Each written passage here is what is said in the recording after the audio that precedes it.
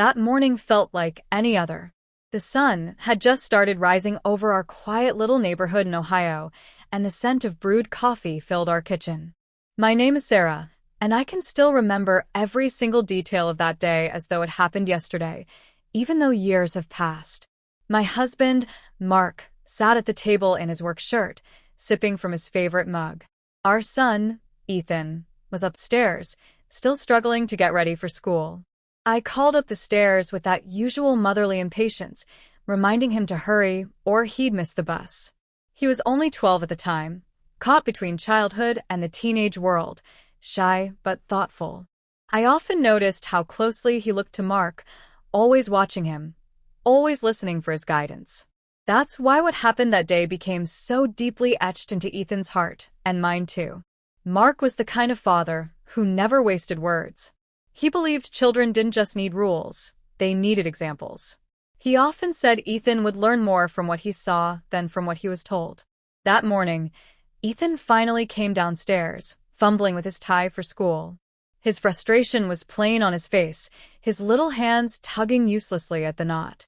Mark, calm as always, placed his mug down and motioned for Ethan to come closer. "Let me show you," he said softly, his hands steady as he guided Ethan's. I stood there by the sink, watching, a quiet warmth spreading in my chest at the sight. Mark bent down just enough to whisper something, his voice low, his tone serious but soothing. "Stay calm, son." At that moment, I didn't realize how important those 3 words would become. They seemed so small, like any fatherly advice given before a test or a difficult day. But for Ethan, those words became a kind of anchor. He didn't understand fully then, but he would. We all would. Later that morning, I drove Ethan to school. He was unusually quiet, glancing at me as though he wanted to say something but wasn't sure how. I didn't push. I thought he was nervous about an upcoming quiz or maybe a sports practice. I told him good luck, kissed his forehead, and watched him disappear into the school building. The rest of the day passed in a blur for me. I had errands, work calls, the usual small things that make up a weekday. But when the phone rang around noon, everything shifted. It was the kind of call that makes your hands tremble, the kind that makes the ground vanish from under you. It was Mark's office. Something had happened. His voice, they said, had cracked mid-sentence during a meeting, and then he collapsed. He was rushed to the hospital. I remember how the world narrowed to the sound of my own breathing. I rushed to pick Ethan up from school, trying to mask the fear in my voice as I told him something had happened to his dad. His wide eyes searched mine, and before I could say more, he whispered back to me, almost repeating his father's tone from that morning. "Stay calm, Mom." Those words nearly broke me, but they also steadied me. At the hospital, time crawled. Ethan sat beside me, clutching my hand so tightly my fingers ached. Doctors and nurses moved around us with urgency, their voices clipped and efficient.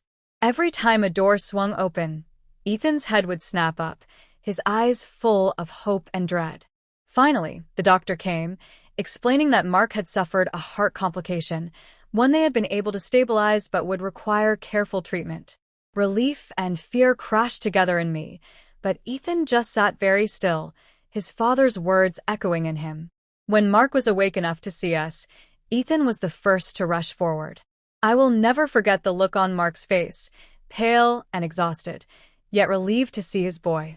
Ethan didn't cry, not right away. Instead, he whispered back to his father the same words he had heard that morning. "Stay calm, Dad."